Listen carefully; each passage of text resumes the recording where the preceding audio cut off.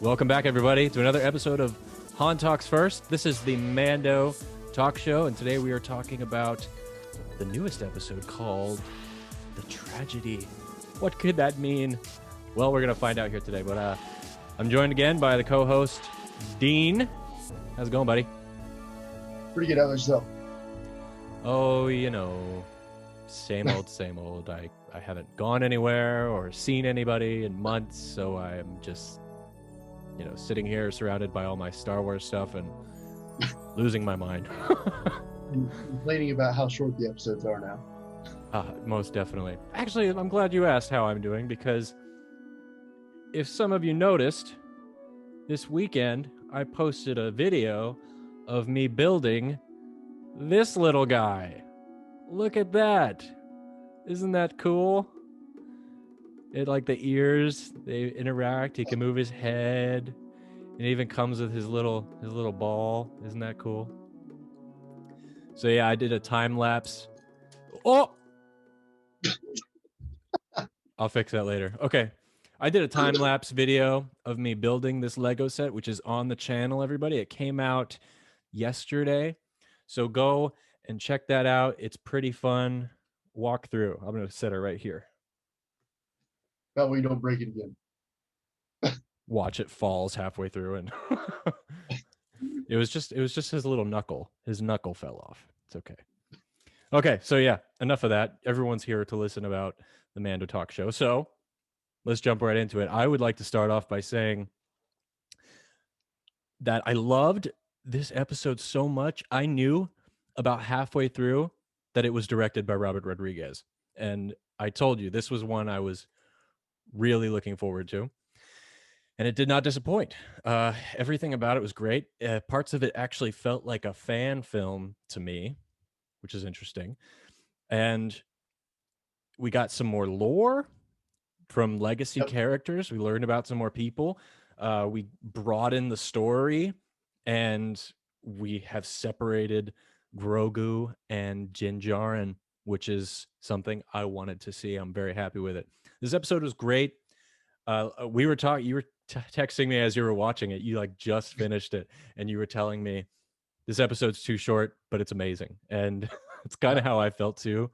As soon as you go ahead. It also, going off of what you said real quick about how you said it almost felt like a fan film. After these, because they're not a recording, after these, Han and I will usually stick on, talk a little bit more about what we think is coming up next. That way it's not really our theories just taking over this show. But literally after, I was saying that the next episode is going to be Boba, and I thought it went a completely different route, as I said, but everything else was to the T of, I said, Grogu was just going to be sitting there doing the thing, and then the Empire was going to come in. It was almost to the T, minus that one big difference of just, I know that we're going to get to Boba, but how they played out Boba, which was phenomenal. We finally got to see Boba be the badass we've always wanted him to be. Let's talk about, very quickly, I want to talk about marketing and the marketing for this show, because there was one issue I had with this one that I didn't have with others, and that was when I got onto Disney Plus and I got to Mandalorian, clicked on season 2, and it shows me the thumbnail of Cara Dune sitting at the table with Din Djarin in front of her. And I was like, okay, we're going to get Cara Dune in this episode. Now, we know that she doesn't come in until the very end. And throughout the whole episode, I was like, while all this stuff's going on and they're in trouble and there's Havok and all this kind of stuff, I was like, oh, well, I know that he's going to run into Cara Dune and they're going to get off this planet. So in a way, I kind of felt spoiled from the suspense that was in that episode. I was subverted a little bit because Grogu was eventually separated. But one thing that kind of bugged me a little bit was I knew that they were going to go back to, what is that planet called that Cara is on? Your face. I can't think of it. They say it every other episode. Okay, while you look it up. But we knew they were going back there at some point, or they were going to run into Cara. So I don't know. For me, it kind of felt a little bit of, not spoiler, but it kind of took me out of the surprise around every corner of the show because I knew she was going to come back into it. Do you have any issues with that when you see the thumbnail before watching it? Sometimes there's no, but in my personal opinion, this one was meant to kind of elude you in the other like direction because like you know what I was expecting, which was to get Boba, and they showed Cardoon that way all of a sudden, and I was like fanboying out when all of a sudden Slave One just starts coming down out of the atmosphere, and I'm like, here it is, here it is. Dude, But like, I had that spoiled for me, and I'm so upset. It was, I mean, we all kind of figured the ship was going to be in this season, but I had it spoiled for me about 2 weeks ago that it was going to be in this episode. And I was so upset because if I'd have seen that in the moment without knowing it was coming, that would have, I was already happy and like a big grin on my face, but it would have been so much more if I didn't know. And which also brings me back to this, the marketing of this show and talking about spoilers. I'm sorry, guys. I know we're not talking about the episode yet, but I think this is important. In your opinion, with Star Wars and spoiler culture and, avoiding things to come, do you have like restrictions for yourself? Like, do you like, I know you just watched it now, but it's been out for about 12 hours already.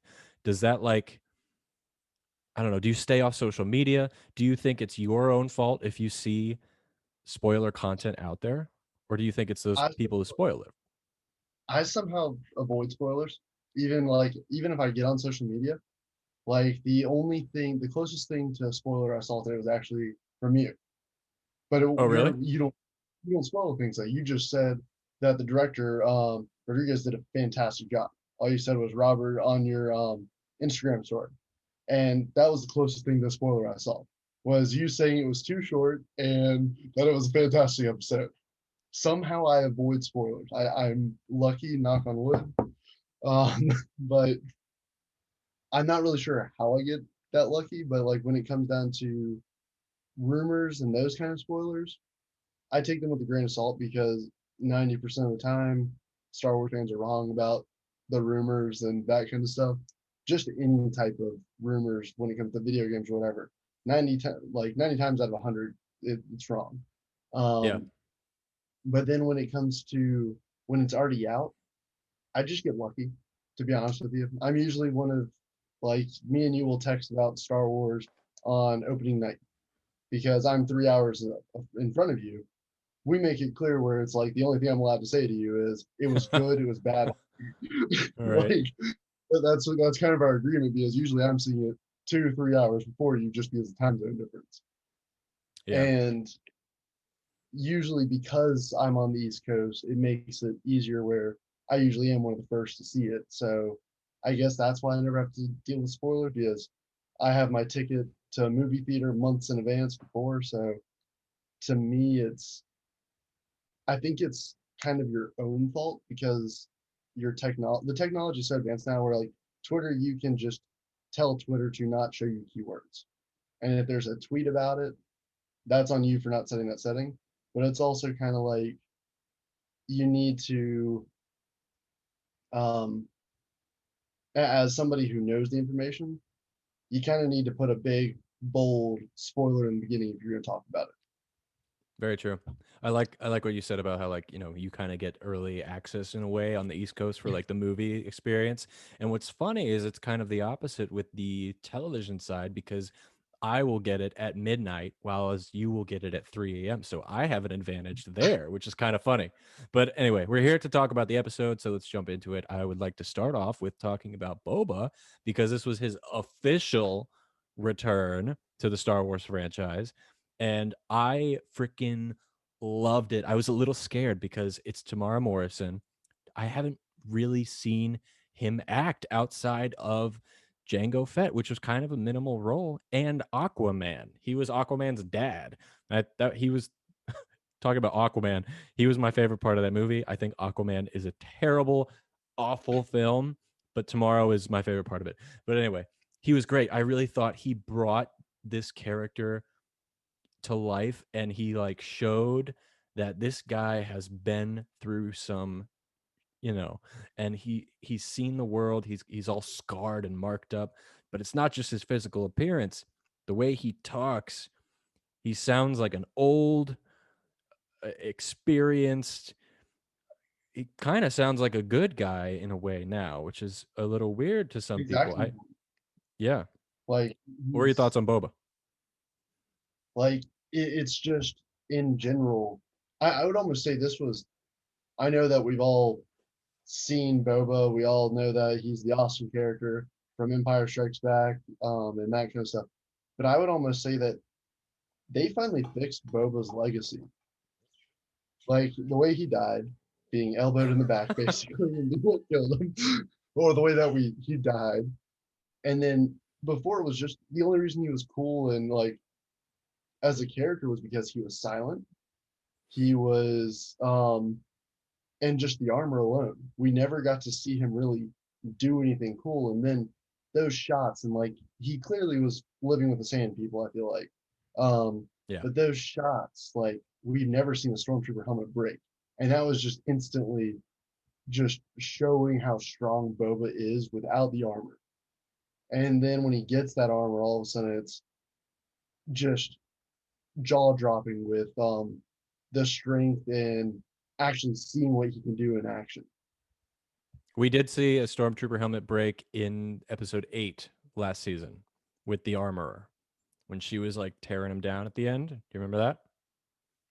There was only one trooper that had his helmet broken or like bashed Yeah, in. that was first order system.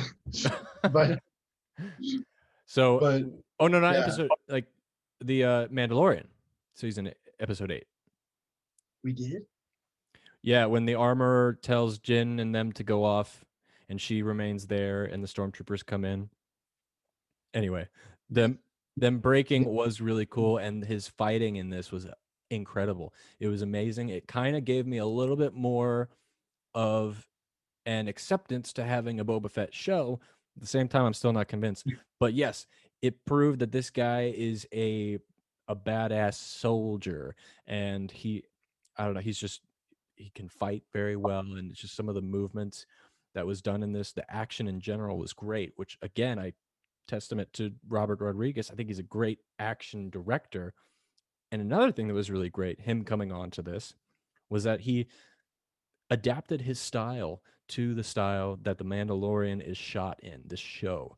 Because yeah, usually when you think of Rodriguez, he has this very, very distinct image in his movies that he sets off. Very kinetic, fast paced.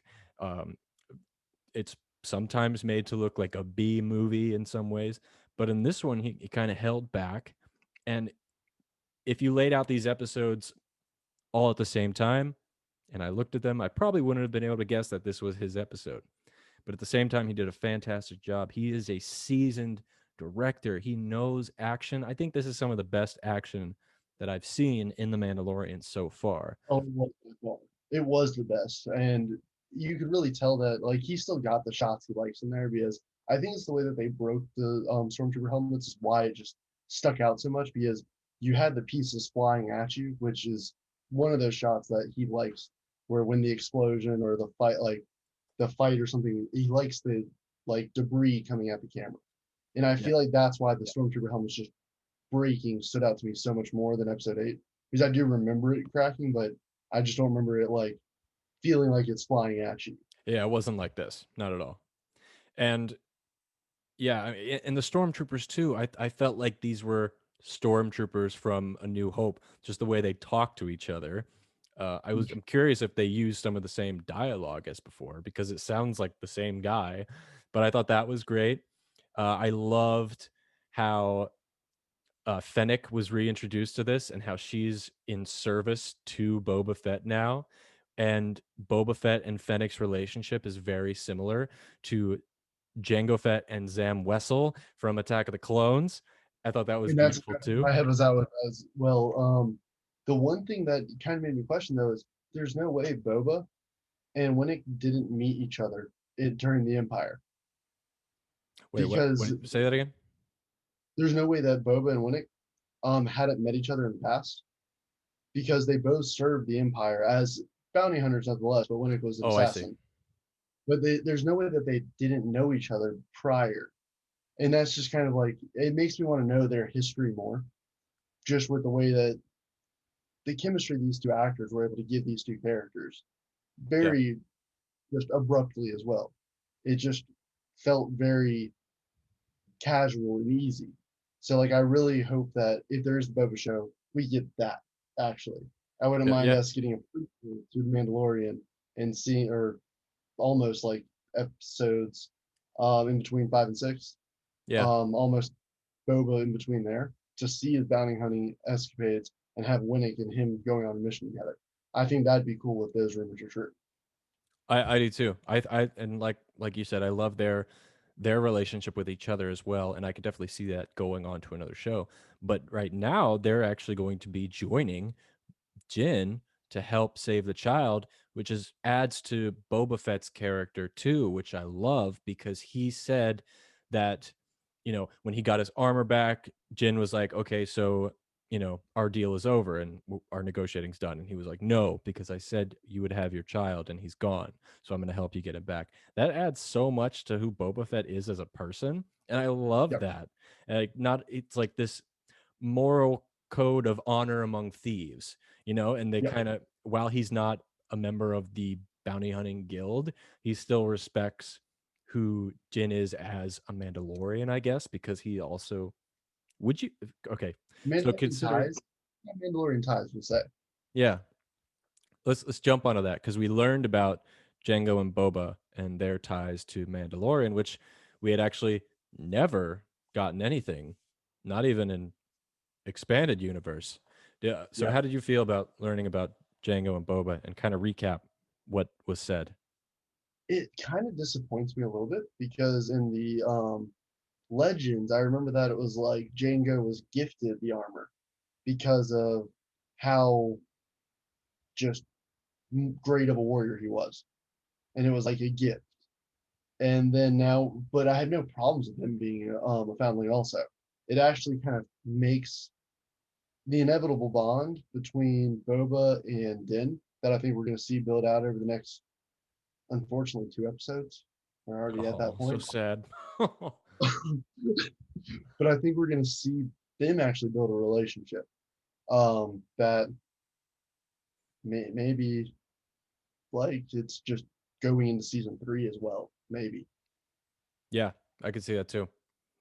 So you heard that Django was gifted the armor. I actually heard once that it was armor that he stole from a Mandalorian that he killed. So of course, I don't think that was accurate, like in a book or anything. None of it was accurate at this point. Exactly. But I do love how the all these legacy characters are being reintroduced into the Mandalorian, and which most of them are kind of unknowns in their background and where they like come from and stuff like that.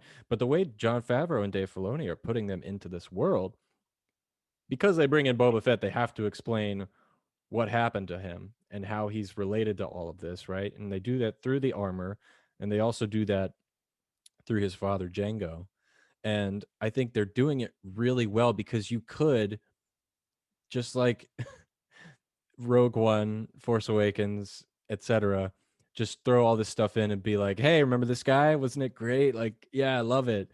This one, they throw them in there, but they give them a reason to be there and they explain it very well. Yep. And so I don't know. That's what I like about it. So it's another thing. Last thing I'll say about Boba Fett. My favorite part was when uh, the stormtroopers fly away and he fires his missile at them, and then it hits the first ship and it knocks down and hits the second one. Jin's just like, "Nice shot," and he's like, "I was aiming for the other one." I love that part so much. So let's move on to Grogu. What was going on the Seeing Rock? You know who I think he's calling out to, Hmm. which is there's to me there's no way it's not Ezra with the way everything's going on.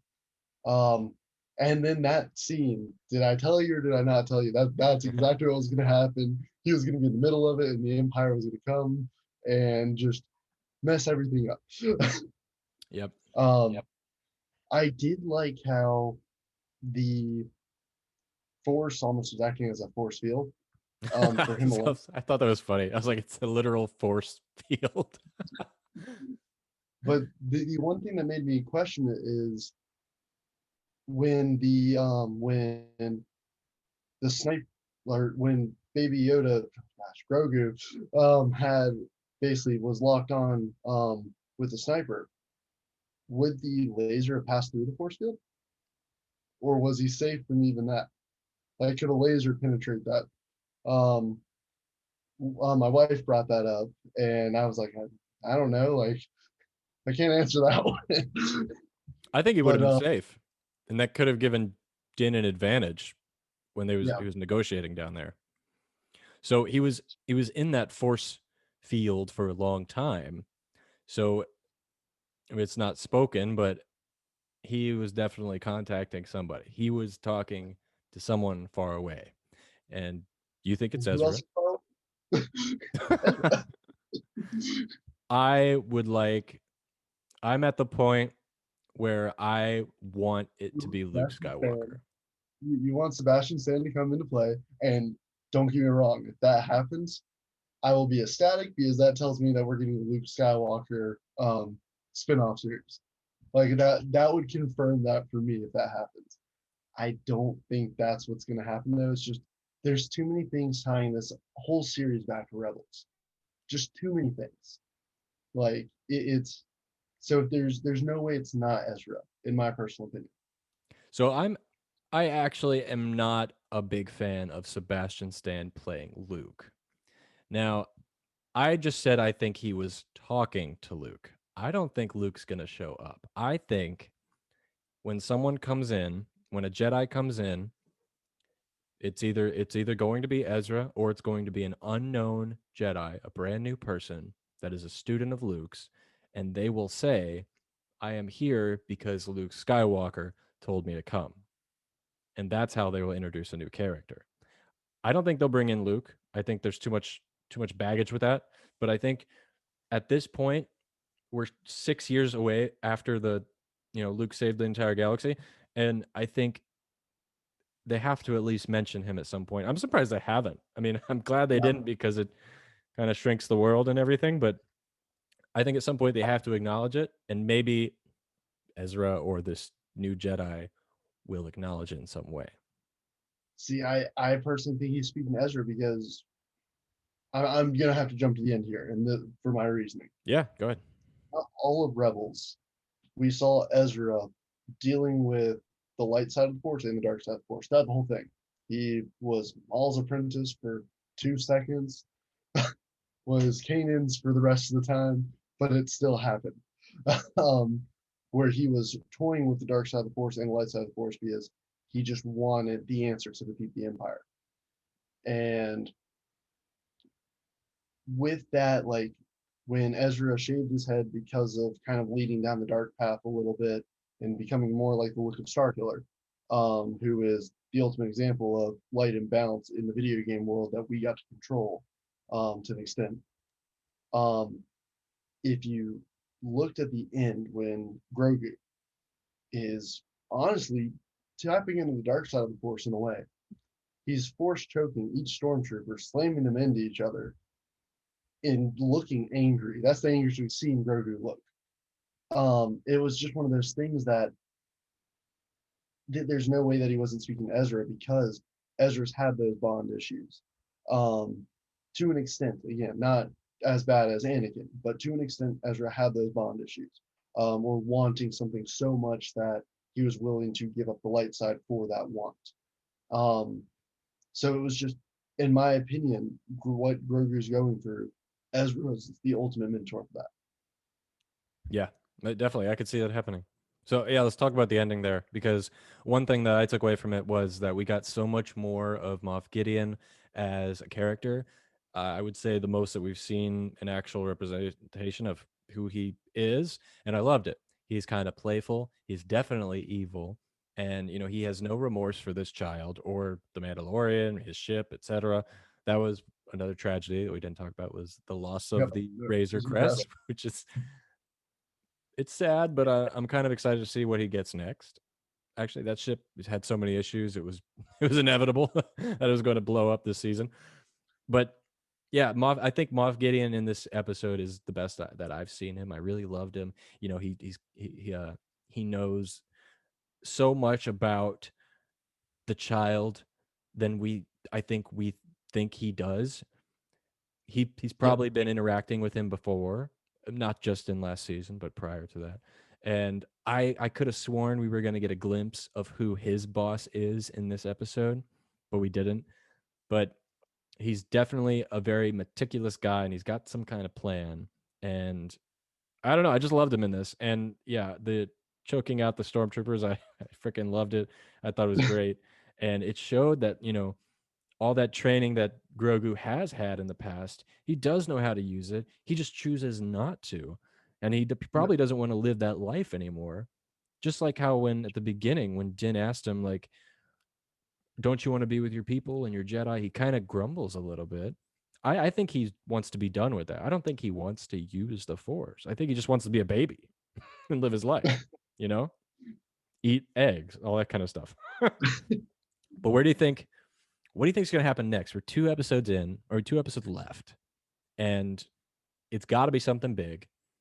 Uh, I don't know. I don't really know what's going to happen. I mean, do you think we're gonna, if it's Ezra, do you think we're gonna get Ezra soon, like this season? Um, I would say we see the Jedi in the last episode in the last 15 minutes, or just a glimpse. They literally, we may only see the color of the lightsaber, Yeah, that'd like be just cool. that. But then that color of the lightsaber, if it's green, it leads us to either Luke or Ezra, just off of known characters, I should say. Ooh, that would be an Uh, excellent cliffhanger. And for the next year, we're all talking about whether it's Ezra or Luke. Oh my god. you wouldn't even get to see the hilt or the handle. It would just be literally just the green blade, and like you see it go through a stormtrooper. Um, Kind of what I was saying was I could see Din passing at some point. I'm not saying in this season, but at some point, I think that's what make Grogu truly want to be the Jedi. Because I do agree with you that he just kind of wants to live and not necessarily be the next Yoda. So wait, hold on But 1 second, because you almost every episode you bring up that theory that you have about how Din or Pedro Pascal is going to be out. They're going to kill him off, or they're going to replace him with another Mandalorian, or just move on. Is this something? I know you think this is what's going to happen, but is this something that you want to happen? I wouldn't mind them bringing back Rebels. I Yeah. really wouldn't mind it. It's not necessarily a want. It's kind of like if it happens, awesome.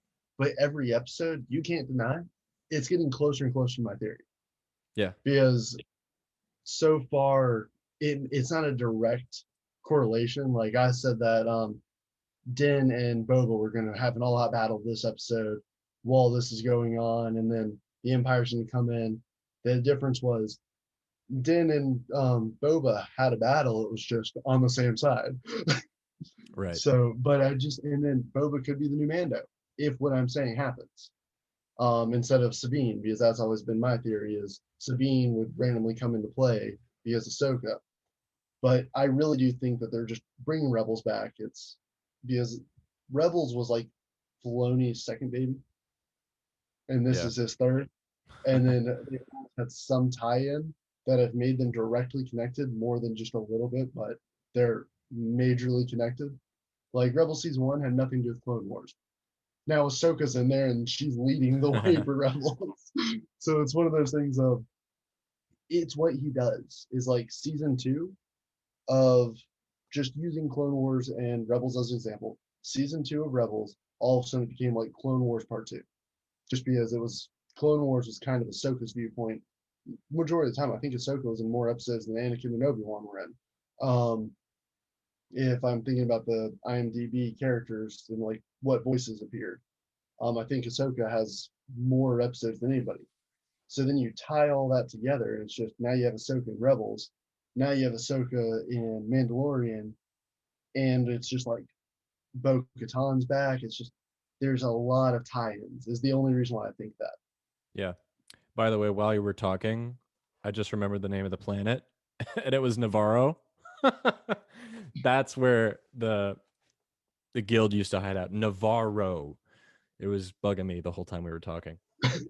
Yeah. So I mean, speaking of Ahsoka, for all of you listening, please go check out last week's episode of Han Talks First. It came out on Wednesday. It's the top 10 crazy facts about Ahsoka Tano. There's some crazy stuff in there. I talk a little bit about her history and how important she is. But yes, please go check that out.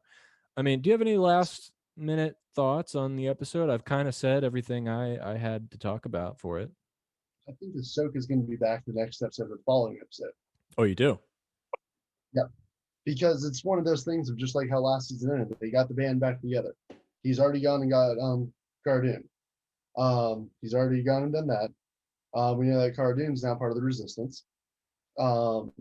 Then we have now Boba, Wenzel, Kara, Din, and then I wouldn't be surprised if you add Ahsoka to that. And then once you have those five, that's when they're going to go. Because something's telling me that Ahsoka's already probably talking to Grogu through the Force, since that's his first Force connection since the Jedi Temple and the Younglings. That's his first Force connection. So I wouldn't be surprised if they're already communicating. And Ahsoka's just going to randomly appear somewhere to help. Now, I Yeah. kind of wish there was a story like Mando going to her and asking for help, but I think she's just going to appear and be Yeah. like, Grogu told me he needed something. Yeah. Din is getting together his team, his his posse of thieves to go after Moff Gideon.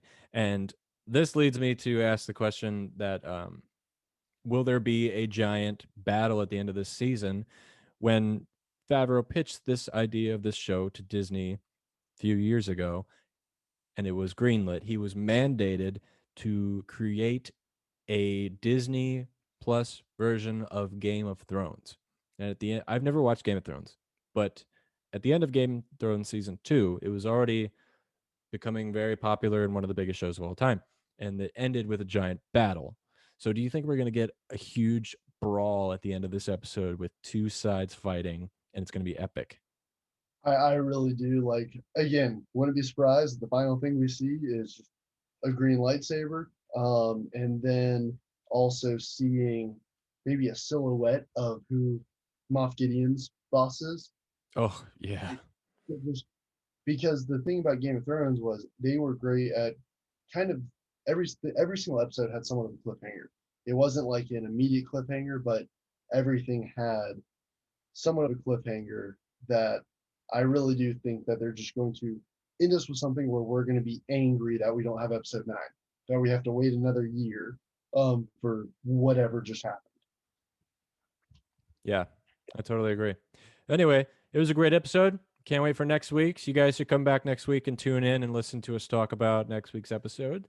And yeah, there'll be another episode dropping this Wednesday, so stay tuned for that as well. Follow everything at Han Talks First podcast on social media, and please check out the YouTube. It's not getting a lot of love. I'm trying really hard to upload content on there and do all these episodes also attached to video, and we do other fun stuff too, like the Lego time lapse build. So please check it out. Let me know what you think. And Dean, where can everyone find you?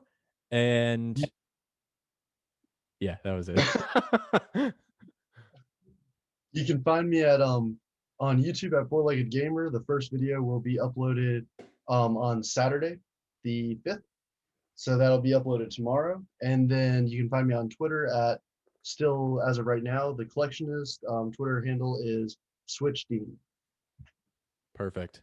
You guys go check out Dean. And until next time, may the force be with you all. We will see you next week.